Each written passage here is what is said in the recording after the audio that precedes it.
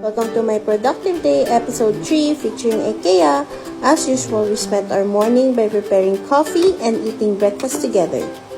For those who ask, chicken popcorn, hot dog, and fried rice. My tube top, mumu bag, and blue sandals from Erin. IKEA is located at Pasay City, MOA Complex.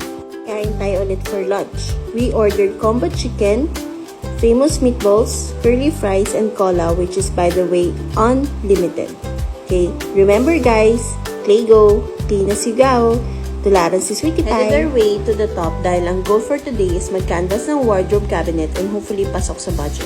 Nakita namin tong brown cabinet. Pasok sa theme ng house, very country style and ang ganda ng handle. But the price is 68,200.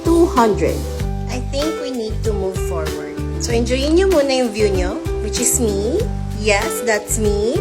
Second cabinet na nakita namin ulit. So, very functional siya at may built-in sensor light. Price is 42,400. So, hindi siya pasok sa budget namin. So, ito na lang tayo sa lampshade, which is 899. And I am savoring the room and my Sweetie Pie over there. If you move around, mas marami pang cabinet kayo makikita dito. And one of which is this. And also this na bet namin. Maraming drawer, daming cabinet, but the price is 27,999. Umikot pa kami ulit para maraming choices. And napatanong nga kami dito sa crew ng IKEA regarding that cabinet na color blue. And unfortunately, hindi daw siya available na magkakasama. So napunta kami dito sa live plants, meron succulents, cactus, and other plants na livable. Dalawang halaman nga yung pinagpipilian namin na ilalagay namin sa CR tsaka sa coffee corner ni Sweetie Pie. And ito yung napag-decide namin, isang parang tall grass tsaka maliit na color pink. And natapos na yung pag-iikot namin and napunta kami sa self-serve payment. So natry ni Sweetie Pie ang mag-punch na mga binili namin on our own.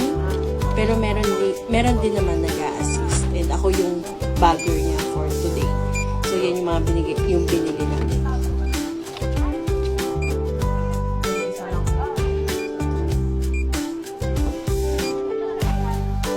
Tapos na nga ang pag-scan, syempre abot natin yung magbabayad yung wallet ni Sweetie Pie. At lumabas na ang resibo, pinacheck sa guard at dumiretso kami sa merchandise pick-up kasi meron kaming kinuhang drawer. Parang vanity cabinet lang siya. So, hindi siya yung pinaka-goal na mabili for today. 10 to 15 minutes, picture-picture muna dahil kukunin pa sa stock room yung in-order namin. So, ito yung papel na binigay sa amin ng crew at kailangan siyang ipakita. At after 20 minutes, nabigay na siya sa amin at bababa na kami para ilagay sa sasakyan yung mga pinamili.